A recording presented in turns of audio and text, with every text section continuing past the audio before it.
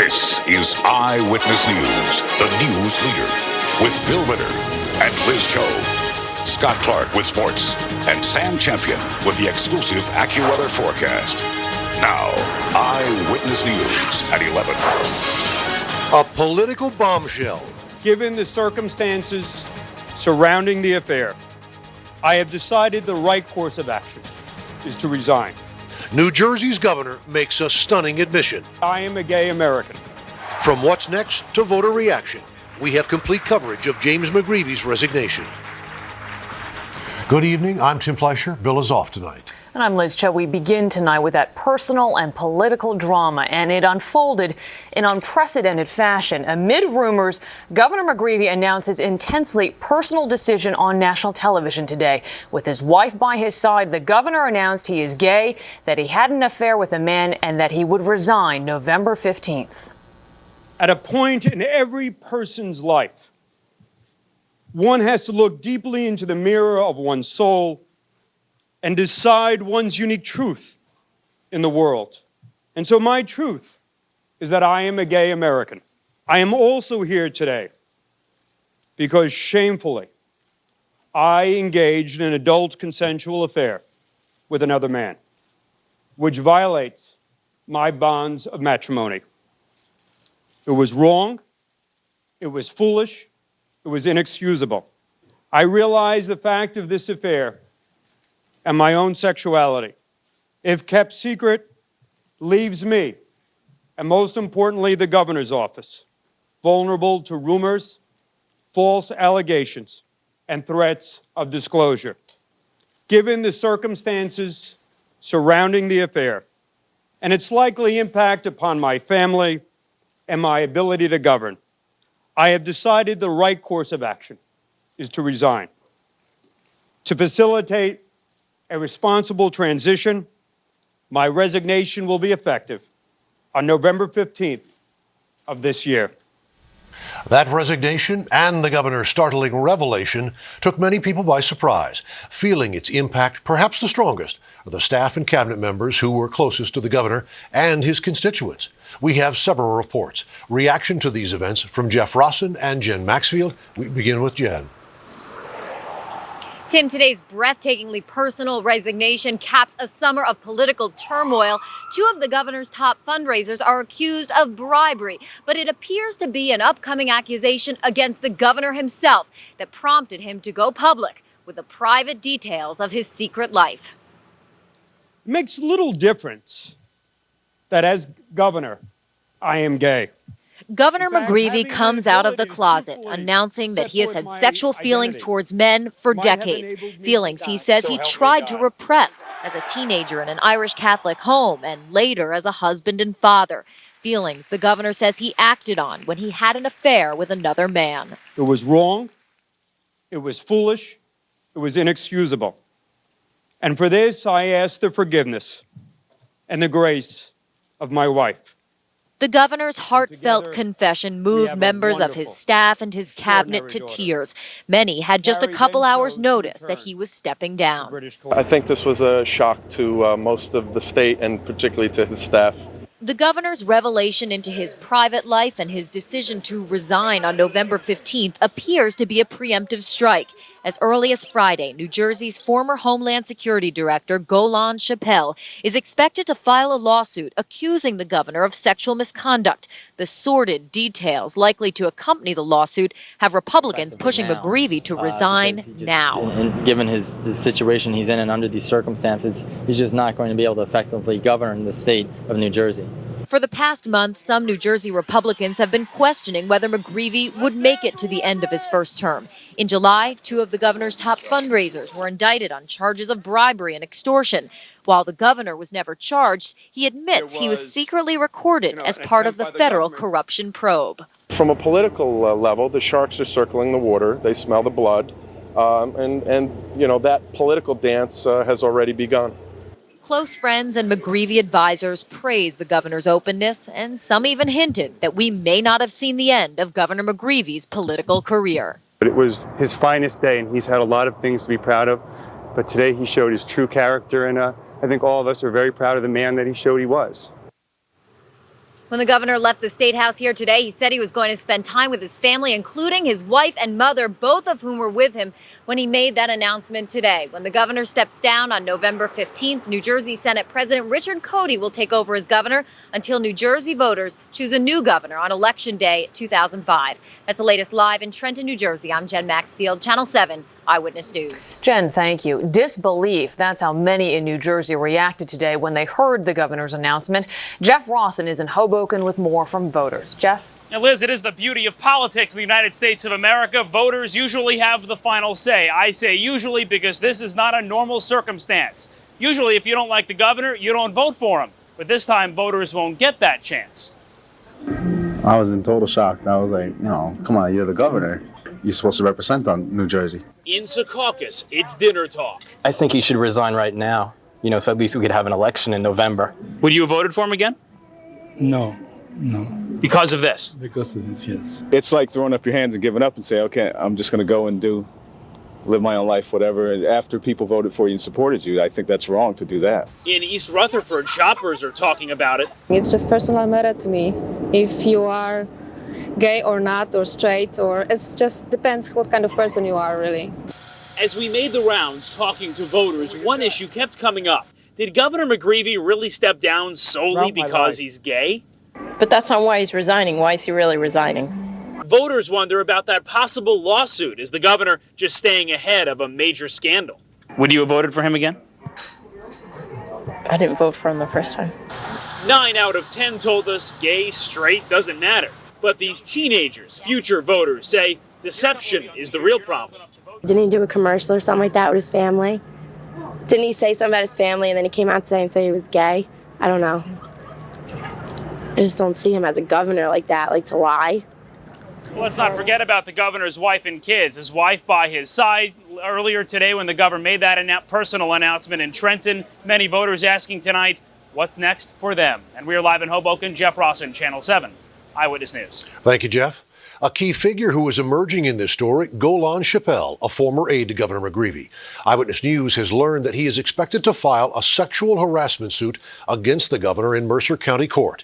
Jim Dolan is on the Upper West Side with more now. Tim, Golan Chappelle was a tour guide in Israel back in 2000 when he first met then Mayor McGreevey. He and McGreevey became friends immediately, and soon Chappelle would move to the United States, where he would become the centerpiece in a scandal that would destroy the dreams and topple the administration of James McGreevey. In the end, a lifetime of deception behind him and a scandalous lawsuit in front of him. Even his lawyer admits James McGreevey had no choice. If these accusations were actually going to be made, he did not want to put his family or the state through what would be a very sordid, public, and ugly affair that would really have an impact on the ability of the state to govern. So who is Golan Chappelle, the man believed to be poised now to file the lawsuit that toppled the governor? Well, despite his modest resume, Chappelle has given a number of addresses since he moved here in 2000, many of them high-rent, upscale buildings here in Manhattan. We showed his picture to people at all of those buildings, and nobody, not even doormen, remembered who he was, though he clearly made an impression on McGreevey back in Israel. The two met when Chappelle was a tour guide in an urban area near Jerusalem called Rishon LeZion. McGreevey was then mayor of Woodbridge, and the two struck up a friendship. And from there, without a job, without a prospect of a job, and without a place to live, Chappelle moved to the United States. He landed a job quickly, though, with billionaire and McGreevey donor Charles Kushner, and then later as a low-level spokesperson for the Israeli government here in the U.S. It was from there, in February 2002, with dubious credentials for the job, that now Governor McGreevey named him New Jersey terrorism czar, an appointment that drew immediate criticism from both sides of the aisle. He was demoted soon to advisor to the governor before he was then forced to resign in August 2002. It was the threat of a pending lawsuit by Chappelle that may well have prompted Governor McGreevey's dramatic announcements today, that he is gay, that he had an affair, and that he is resigning. We want to be clear that Chappelle has not filed a lawsuit yet, but courthouse sources tell Eyewitness News that they have reason to believe he will file a sexual harassment lawsuit, perhaps as early as tomorrow. Reporting live from the Upper West Side, Jim Dolan, Channel 7 Eyewitness News. Jim, thank you. Well, today's announcement makes the governor the highest-ranking openly gay politician in the country. Jeff Begay is in Chelsea tonight with reaction from the area's gay community. Jeff. Liz, Chelsea, and the West Village, two communities in Manhattan with sizable gay populations. And tonight, this bombshell, this announcement is hitting many here like a ton of bricks. We support McGreevey. We feel bad. Tonight in the West Village, New Jersey's governor is getting a lot of support from the gay community. That's what that was. A community surprised, but also comforted by his announcement. Do a good job. Whoever doesn't like what he does behind closed doors, so they just don't like it. Faced with the prospect of embarrassing revelations, politicians have, in the past, come clean, but never like this.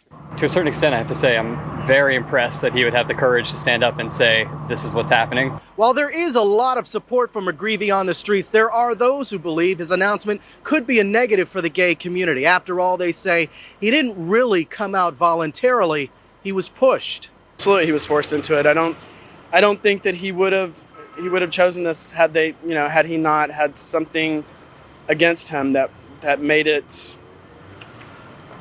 was the only viable option. Christine Quinn is an openly lesbian member of the city council, representing Chelsea in the West Village. She says despite what preceded the announcement, Governor McGreevey is showing tremendous courage. He could have continued to deny the issue, but he didn't. He came out and told the truth. Councilmember Quinn went on to say that she believes the coming out process is a personal one and not always perfect. We're live in Chelsea. I'm Jeff Begay, Channel 7 Eyewitness News. Jeff, thank you. There may now be calls from lawmakers for a more of immediate resignation of Governor McGreevey than the November 15th date. But for now, what's in store politically for the state of New Jersey remains to be fully spelled out. Political reporter Dave Evans is here now with some insight. Dave? Well, Tim, the political landscape in New Jersey is once again a big mess tonight. Republicans accuse the Democratic Party of political maneuvering, which sounds kind of like the whole Torricelli-Lautenberg fight. And tonight, the guessing game is well underway about what's next. In the midst of another scandal over campaign money, and long before today's stunner, speculation centered on John Corzine as a replacement. 2 weeks ago, the senator insisted he wasn't interested in running for governor. And tonight, Corzine issued a statement. Any speculation about my own political future in light of the governor's decision is entirely premature. I think things have changed, and so he would have to reassess. A lot, I think, depends on what happens with this election. This election is the one for the White House, and if John Kerry wins, or if Democrats reclaim the Senate, Corzine would probably stay in Washington. Congressman Bob Menendez is another possibility. The Republican field, though, isn't nearly so clear.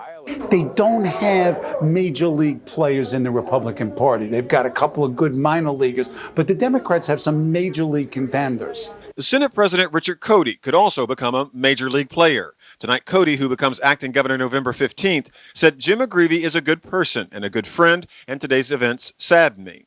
Cody was born in 1946, has served in the Assembly and the Senate. He became Senate President this year, and his occupation is head of the Olympic Insurance Agency. Had worked his way up through the system, has passion for the mentally ill and others who are disenfranchised, and the state will be served well, as will its people, by his ascending to the governorship. Republicans in Trenton now face an uphill fight. If McGreevey had resigned before September 15th, there'd be a special election this fall. Now they must wait till November 2005. We believe he should be resigning now instead of waiting till November 15th, which is an obvious attempt to try to avoid a special election this fall. And former Governor Christy Todd Whitman, a Republican, also said McGreevey's decision to stay on past the September 15th deadline for a special election smacks of politics. We hope to hear from Senator Cody tomorrow. His wife had surgery today, and he is with her now. He has a very, very full plate these next few weeks. No doubt about that. Yes. Thanks so much, Dave. David, thank you. A reminder, keep it here on Eyewitness News for any new developments in the McGreevey resignation. Well, tonight we are also closely following a dangerous storm that will have an impact on the tri-state area. Hurricane Charlie has already spawned a waterspout off the Gulf Coast. Storm is bearing down on Florida. It is 800,000 people in its path are urged to leave the area. So what does it mean for us here? Lee Goldberg is here now with the very latest. Lee. Okay, Liz, first of many raindrops starting to fall across the tri-state area, but it's just showery and light. Good news now. Just off to the west, about 80 miles away, serious flooding eastern Pennsylvania, up to 5 inches of rain. That heavy rain has reached into Sullivan County, and there's a flash flood warning there until about 2:45. Good news for the morning commute. The rain should be just showery. That means no flooding for the morning commute. The steadier rain will wait until the daylight hours as we start to see Bonnie's remnants right here over the Carolinas start to move northward and enhance our rainfall. So we'll wait to the daylight hours for the very heavy rain. Then we have a break after Friday evening until Saturday night, and then we have to deal with the remnants from this monster. Look at this incredible radar with the eye right over western Cuba, the outer rain bands to the Keys of Florida, and tornado warnings there, very heavy rain, and it looks like a strike along the Florida west coast. Let's go to the other computer. I'll show you that track. It's by 8 o'clock in the evening on Friday, closing in on the Tampa area. It's now a Cat 2 hurricane, winds over 100 miles per hour, moving to the north-northwest. Could be a Category 3 by the time it reaches land. Flood watches for us are out through Friday night. Again, that flood warning over Sullivan County till 2:45. Your morning commute, clouds and some showers, steady rain off to the west, but no flooding just yet. But that possibility does exist as we go through the day. We'll talk about the 5-day AccuWeather forecast in just a few minutes. Tim, back to you. Thank you, Lee. We are following a developing story tonight. The NYPD is now revealing new information about what was on the videotape shot by a Pakistani man living in Queens. Kamran Akhtar was recently arrested in North Carolina. A police officer in Charlotte says the Elmhurst man was videotaping skyscrapers there and acted evasively when the officer tried to question him. A later review of the tape showed buildings and transit systems in cities across the South. Now the NYPD says Akhtar's tape also shows landmarks in our area, like the American Express building, the Circle Line, the Museum of Natural History, the South Street Seaport, the Verizon Telephone building, the Statue of Liberty, and the Williamsburg and Brooklyn bridges. Security officers at those sites will be advised of the appropriate precautions. It is important to note that Akhtar has not been connected to any terrorist group. He is being held on immigration charges at this time. A wild and deadly elevator accident in Times Square. We'll have the details when Eyewitness News returns in 60 seconds. Collateral, Rolling Stone, Ebert and Roper, USA Today, the best reviewed movie. A bizarre accident in a Times Square high-rise tonight leaves one person dead. A freight elevator was suddenly pulled up the shaft by its falling counterweights, sending it crashing into the roof. It happened at the Ernst & Young building in Times Square. Ken Rosato has more on this tragedy. It was just loud noises, and we had a feeling that it was the freight elevator might have fallen. A horrifying elevator mishap leaves one man dead and his co-workers devastated. He was great. He was a great guy. Everybody loved him. 4:30 this afternoon, fire department officials say a 50-year-old security guard was operating the freight elevator in the 3-year-old Ernst & Young building in Times Square. The 37-story building is where former Mayor Rudy Giuliani has his office. At some point, the building's freight elevator experienced a massive malfunction. Rescuers finding the elevator jammed against the roof, and the 50-year-old unidentified victim alone dead inside. The loud crash suggesting the elevator's heavy counterweights somehow lost their grip on the shaft and fell downward, shooting the car and the man up from the mailroom to the roof, nearly 400 feet straight into the air. It was, loud, thundering crash, like pipes. Pipes had just fallen. Power was immediately cut off to other elevators in the building, leaving at least 2 people stranded between floors. Eventually, they were able to get out safely. Such was not the case for the victim. I was surprised because there's more than just a redundant backup system to keep those things from falling. Sources tell Eyewitness News that a team of elevator inspectors descended upon this building shortly after the accident today to check all of the elevators to make sure they're safe for use by the general public come tomorrow morning. At 5 Times Square, Ken Rosato, Channel 7, Eyewitness News. Well, 2 New York City police officers responding to a call were involved in a car accident tonight. The accident happened around 9 this evening at 139th Street and St. Anne's Avenue in the Mott Haven section of the Bronx. Police say a female driver rammed into the side of the officer's car. The woman and both officers were transported to hospitals with non-life-threatening injuries. It is not clear at this time who was at fault for the crash. And when we come back, an important update on the wild weather. This tornado is spawned by one of 2 major storms threatening the East Coast. Not Honda, not Toyota, not Nissan, BMW, not even Lexus. Only one car company can make the claim best backed cars in the world, and that's Mitsubishi. Price. See your Lexus dealer. From the smash action hit Collateral, Jamie Foxx is here. Plus actress and author Suzanne Summers. Next live. Watch live tomorrow morning at 9. This is Eyewitness News, proud to support the Protect Our Children campaign. Have you seen Joseph? ABC 7 and your local tri-state Ford stores urge you to protect our children. Hurricane Charlie is churning closer towards the Florida coast tonight and expected to pass the Florida Keys by early tomorrow morning.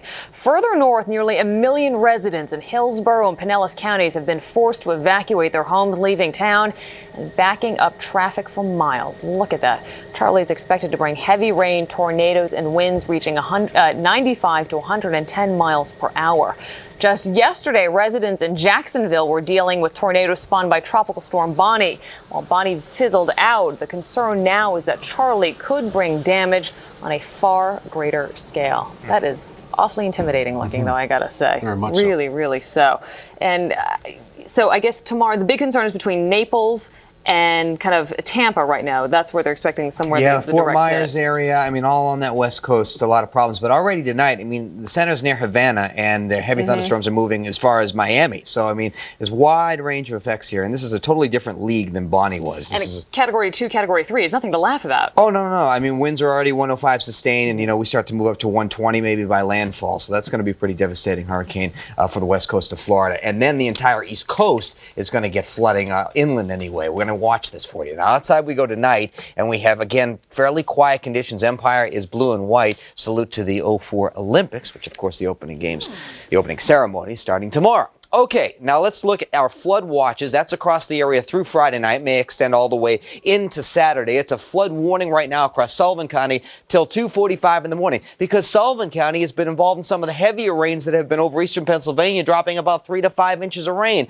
And we have gotten off scot-free today, which has just been fantastic for us because we didn't want to saturate that ground before more rain rolled in. 74 right now. The humidity, of course, high. It's very stuffy outside, and the barometer is on the fall. The wind is out of the southeast. That'll freshen during the day tomorrow with the approach of the remnants of Bonnie, and today's high was 82 with a fair amount of bonus sunshine today, and thankfully no widespread thunderstorms. So no measurable rainfall just yet, just a few sprinkles right now. Here's the sunrise and sunset times for tomorrow. All right, we're going to look at Charlie in just a moment. In fact, I want to look at a radar view up and down the east coast, and then we'll arrive at Charlie. First of all, the local radar, you just see some spotty sprinkles around here. There's the heavy rain off to the west, and there are the thunder showers that have been working across eastern Pennsylvania. And it's incredible. I mean, you just go right across the New Jersey border, and you have rainfall amounts here, 3-hour rainfall amounts are like 3 to 5 inches of rainfall, and that included parts of Sullivan County. You see all the yellows and reds, and that's why they have a flash flood warning there until about 2 a.m. in the morning. Now, as we widen out, you see there's a fairly good break here, and that's encouraging for the morning commute. I just think it'll be showery when we wake up. It'll be clouds and showery, but no flooding or really standing water, so it's okay for the morning drive. But then all bets are off because we have all this heavy rain along the Carolinas. That's what's left of Bonnie right there, and this is all going to move along a front that's stalled over our neck of the woods right now. So that'll enhance the rainfall during the day at times tomorrow. And probably a general 1 to 2 inches of rainfall. Folks that get some thunderstorms could get a little bit more than that. So we'll be watching that through the day. Then we'll get a break Friday night into most of the day on Saturday. And what an incredible radar view right now of the eye of the hurricane just about to move onto the western Cuban coast right now. I talked about those arms, those outer bands of thunderstorms. That's actually swinging toward the Keys in Miami. And frequently these outer rain bands are tornado producing. So nasty weather all the way through South Florida, and then the eye still has to come and pass the Keys and then move into western Florida. So back over to the other computer and we'll look at that track. Again, clearly you can see the eye over western Cuba right now, winds of 105 miles per hour. This is going to move off to the north, again passing the Keys early tomorrow morning and then probably making landfall near Tampa as we go through the evening hours on Friday.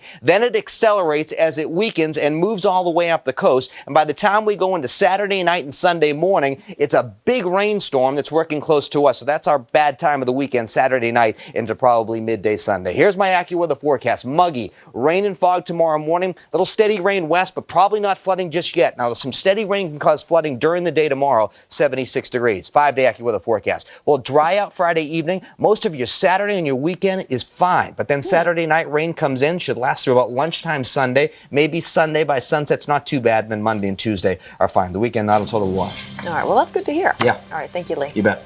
Up next, new video of the formerly conjoined twins. First, though, here's a look at tonight's winning New York lottery numbers. And for those of you holding New Jersey tickets, here are your winning lottery numbers. And now tonight's drawing of Take 5. Good evening, I'm Alexandra Burley. Welcome to Thursday, August 12th's Take 5 drawing, being observed by an auditor from KPMG. Tonight's winning Take 5 numbers are 27, 20, 17, 35, and 11. Tomorrow's Mega Millions jackpot is $35 million. Good luck. Shaq on the defense. There's a woman down in Florida now who claims Kobe groped her. Shaq may be called to testify, which could be very bad news for Kobe and even worse news for the court stenographer. Rodney Dangerfield and an all-new Jimmy Kimmel Live ABC Tonight. Carbon monoxide is the leading cause of accidental poisoning deaths in the U.S. And for $3.49 a month. For a second straight day, jurors in the Scott Peterson trial heard recorded phone conversations between Peterson and his former mistress, Amber Frey.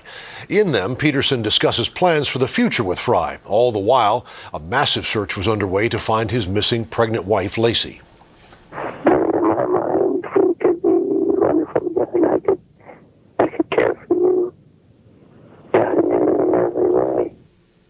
Peterson is facing the death penalty for the murder of his wife and unborn child.